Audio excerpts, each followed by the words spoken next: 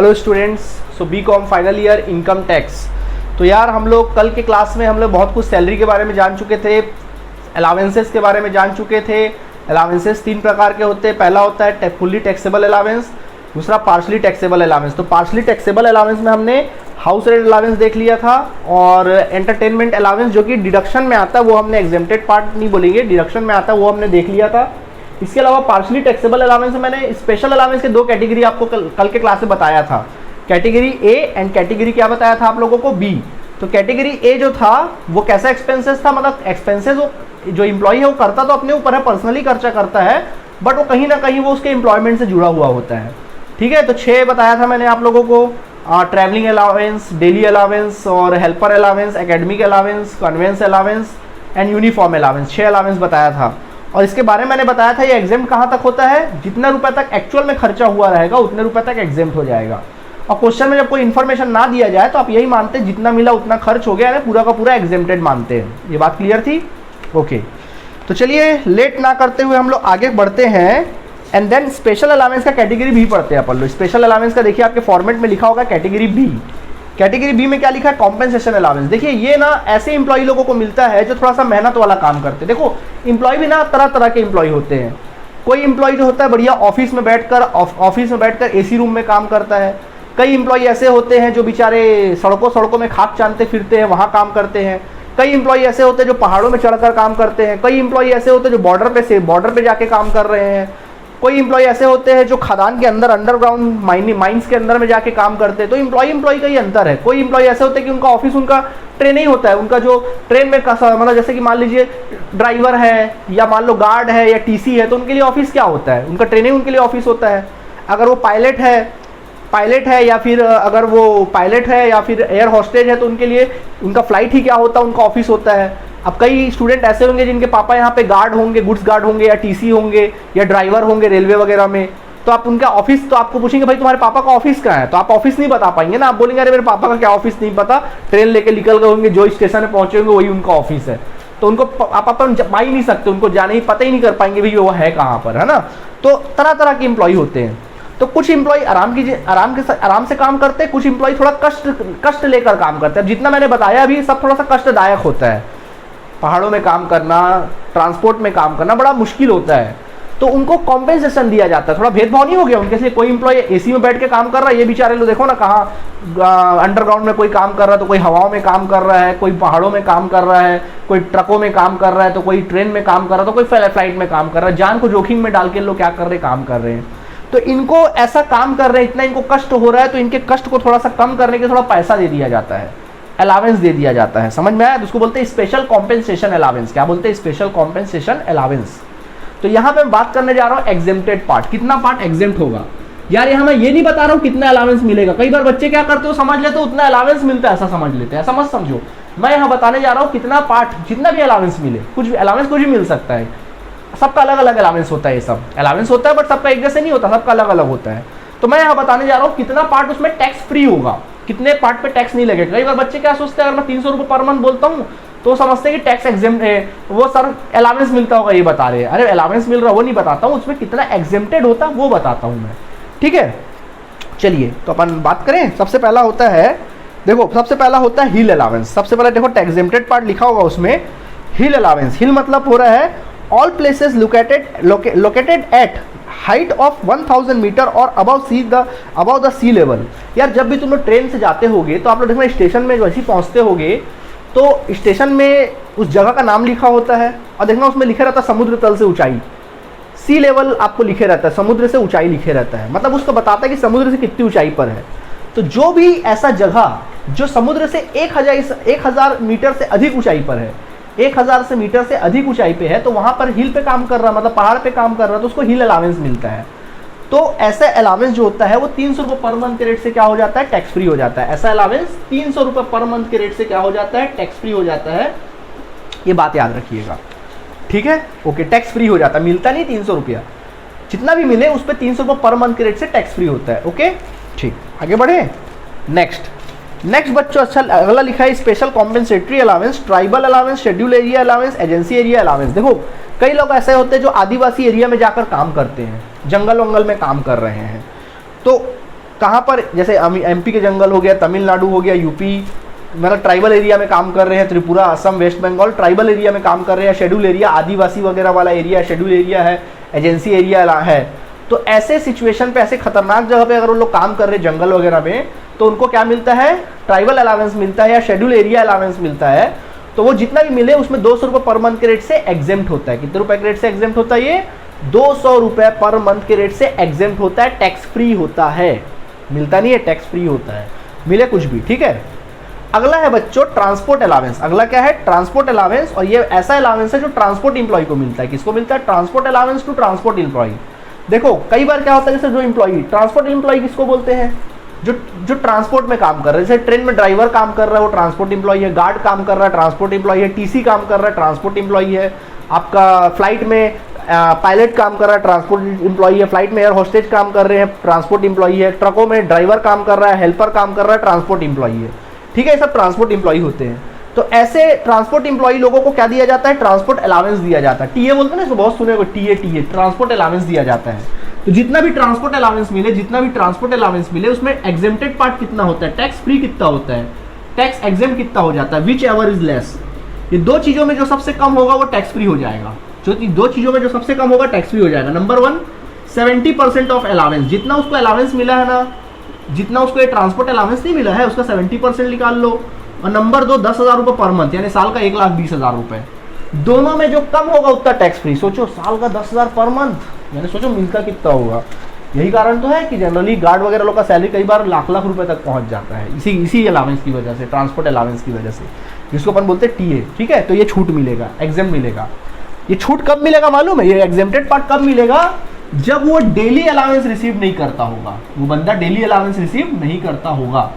अगर ये transport employee daily allowance भी रिसीव कर रहा है और ट्रांसपोर्ट अलावेंस भी रिसीव कर रहा है, तो फिर इसको ये छूट नहीं मिलेगा ना, याद रखना। तब ये छूट उसको नहीं मिलेगा, याद रख लेना, तब ये छूट या उसको नहीं मिलेगा, सीधा पूरा टैक्सेबल हो जाएगा। ये छूट कब मिलेगा, जब उसको डेली अलावेंस नहीं मिल रहा होगा। अगर वो डेली अलावेंस भी उठा रहा है और ट्रांसपोर्ट अलावेंस भी उठा रहा है तो फिर ये कोई छूट नहीं मिलेगा, सारा टैक्सेबल हो जाएगा। अगर वो डेली अलावेंस नहीं मिल रहा, उसको सिर्फ ट्रांसपोर्ट अलावेंस मिल रहा है, तो फिर ये एग्जेम्प्टेड हो जाएगा, विच एवर इज लेस। दोनों में जो कम होगा, ये दोनों में से जो कम होगा उतना टैक्सेबल हो जाए, सॉरी टैक्स फ्री हो जाएगा। ओके, चलिए नेक्स्ट आगे देखें। नेक्स्ट होता है स्टूडेंट्स चिल्ड्रन एजुकेशन अलावेंस। क्या होता है चिल्ड्रन एजुकेशन अलावेंस? क्या होता है, मान लो मैं आपका एम्प्लॉयर हूँ, आप मेरे एम्प्लॉय हो, आपके बच्चे हैं, तो आप बोलोगे यार सर फलाने का एम्प्लॉयर तो अपने एम्प्लॉय के बच्चे लोग को स्कूल खोलवा के दे देता है और अपने बच्चों को स्कूल, मेरे एम्प्लॉय के बच्चे लोगों को फ्री में पढ़वाता है। आप कैसे एम्प्लॉयर हो सर, आप तो हमको स्कूल भी नहीं देते हो, हम अपने बच्चों को स्कूल में पढ़ाते हैं, हमारा फीस में खर्चा हो जाता है। तो मैं बोलूँगा भैया इतना बड़ा आदमी तो हूँ नहीं कि मैं आप लोग के लिए स्कूल खुलवा दूँ। चलो ठीक है, आज से मेरे से हर महीने चिल्ड्रन एजुकेशन अलावेंस ले लेना। क्या लेना? चिल्ड्रन एजुकेशन अलावेंस ले लेना, ठीक है। तो जितना भी मैं दूँ आपको हर महीने, कितना टैक्स फ्री होता है? 100 रुपये पर मंथ के रेट से टैक्स फ्री होता है। कितना रुपये टैक्स फ्री होता है? 100 रुपये पर मंथ, यानी साल भर का कितना? 1200 रुपया, ठीक है। वो भी कितना? एक बच्चे पर चाइल्ड, 100 रुपये पर मंथ पर चाइल्ड, एक बच्चे पर चाइल्ड। और ज़्यादा से ज़्यादा कितने बच्चों का छूट मिलेगा यहाँ पे? 2 बच्चों का। ज़्यादा से ज़्यादा जो 2 बच्चों का, यानी कि एक बच्चे का 100 रुपये, 2 बच्चों का 200 रुपये, साल का 2400 रुपया, इतना छूट मिलेगा बस चिल्ड्रन एजुकेशन अलावेंस में। आई बात समझ में आप लोगों को? ठीक है, आगे बढ़े। नेक्स्ट होता है चिल्ड्रन हॉस्टल अलावेंस। अगला क्या होता है? Children hostel allowance. तो बच्चों चिल्ड्रन हॉस्टल अलावेंस क्या है? बच्चा मान लो हॉस्टल में रह रहा है, तो हॉस्टल के बहुत सारे खर्चे वर्चे होते हैं कि नहीं होते हैं, तो उस खर्चे को मेंटेन करने के लिए क्या दिया जाता है? चिल्ड्रन हॉस्टल अलावेंस दिया जाता है। क्या दिया जाता है? Children hostel allowance. जितना भी दिया जाए वो मैटर नहीं, वो तो आप जोड़ लोगे, उसमें टैक्स फ्री कितना होगा, जितना ही मिलेगा उसमें टैक्स फ्री कितना होगा। अब आपके क्वेश्चन में दिया रहेगा कितना मिला, तो उसमें आप टैक्स फ्री कितना करोगे?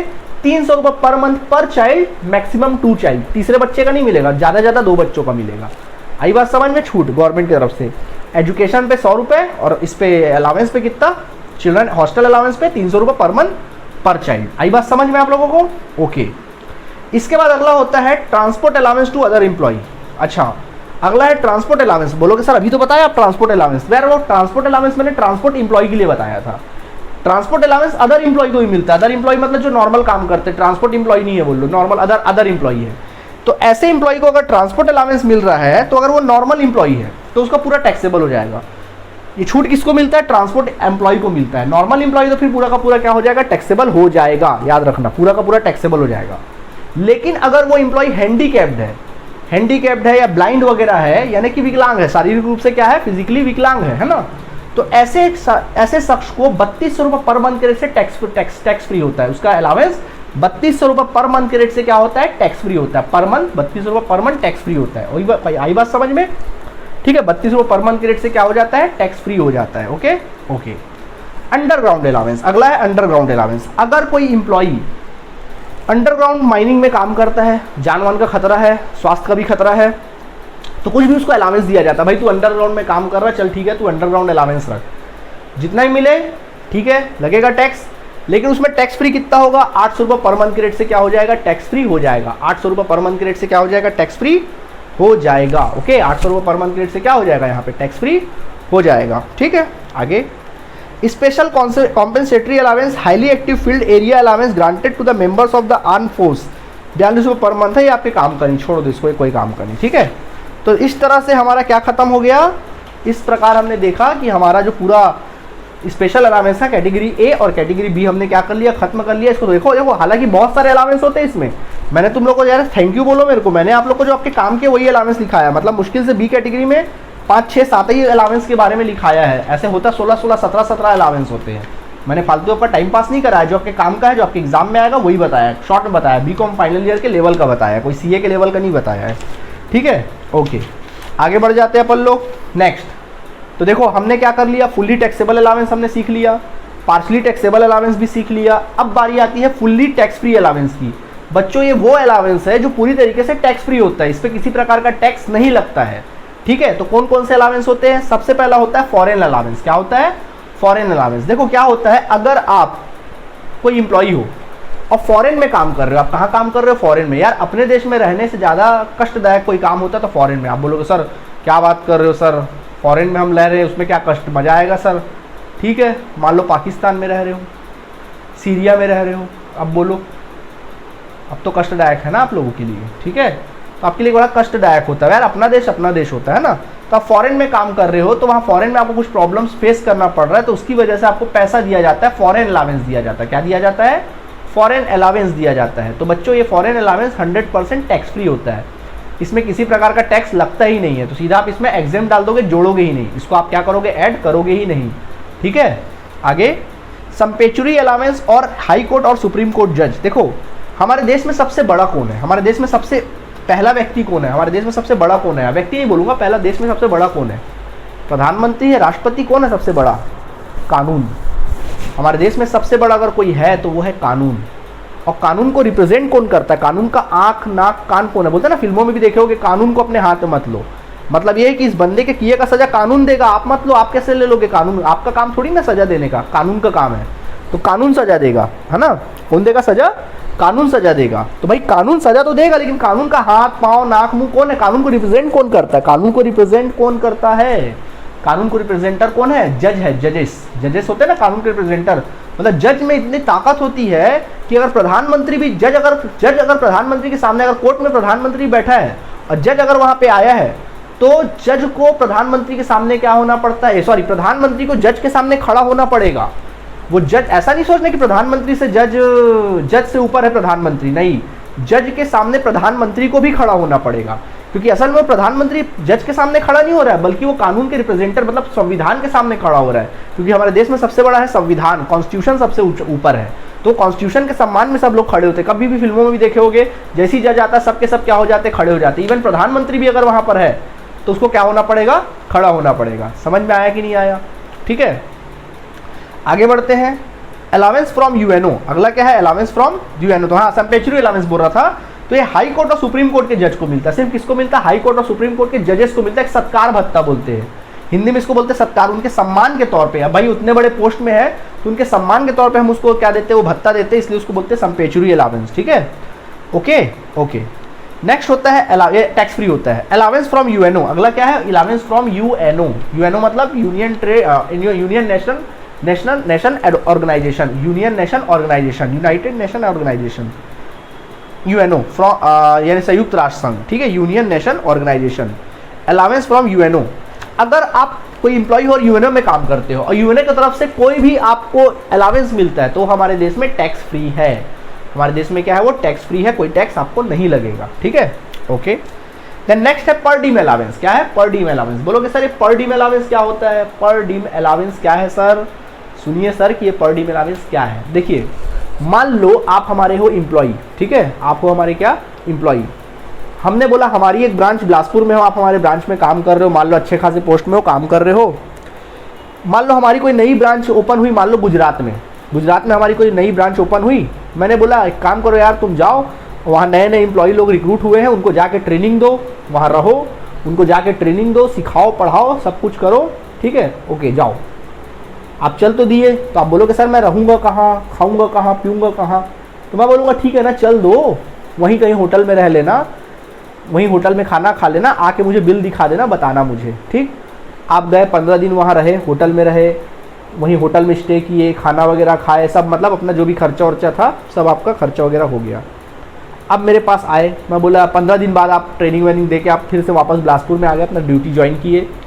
मैंने बोला ठीक है भाई वहाँ रहे 15 दिन तक, कितना खर्चा हुआ तुम्हारा? तो तुमने बोला सर मेरा ना खर्चा हो गया इस बीच 15 दिन में 50,000 रुपये, ठीक।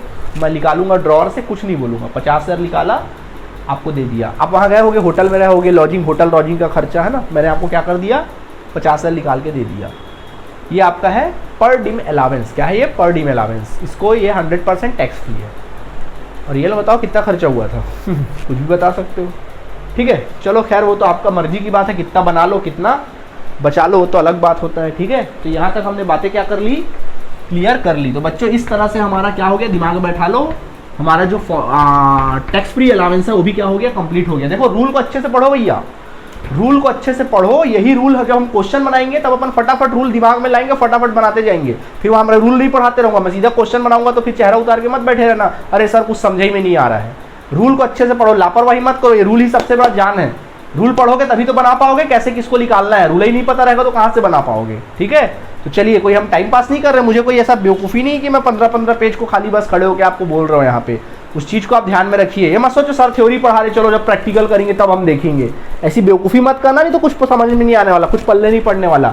रूल को दिमाग में बैठाना सीखो। मैं भी कोई रूल रट्टा मार के नहीं बैठा हूँ, बट मुझे इतना है कि मुझे दिमाग में है, जब मैं पढ़ता था तब भी मुझे याद था, आज मैं पढ़ाता हूँ तब भी मुझे सारे रूल्स याद है। तो रूल्स को अपने दिमाग में बैठाना सीखो, ठीक है।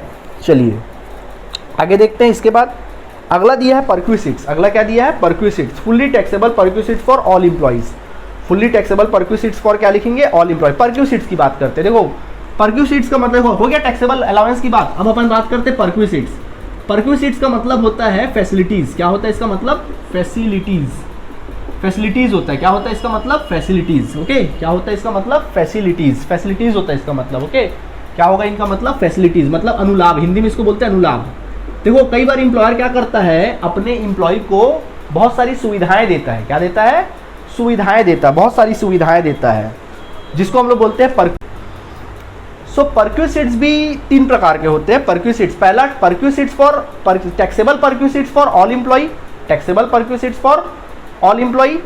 दूसरा taxable perquisites for specified employ and tax free perquisites for all employ. मतलब 3 कैटेगरी यहाँ पे। Taxable perquisites for all employ मतलब वो परक्विजिट्स, वो सुविधाएं जो सबके लिए क्या होगा? टैक्सेबल होगा।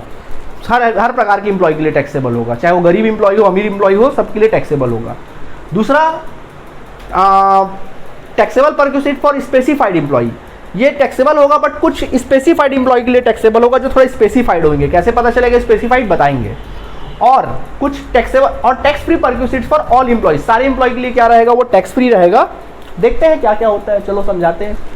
सबसे पहला हम लोग बात करते हैं fully taxable perquisites for all employ. तो fully taxable perquisites for all employ में फर्स्ट ऑफ ऑल है हाउस। सबसे पहला क्या है यहाँ पर? हाउस। यार परक्विजिट्स बोलोगे सर परक्विजिट्स तो सुविधा है, उसको टैक्सेबल कैसे लिख लेगा?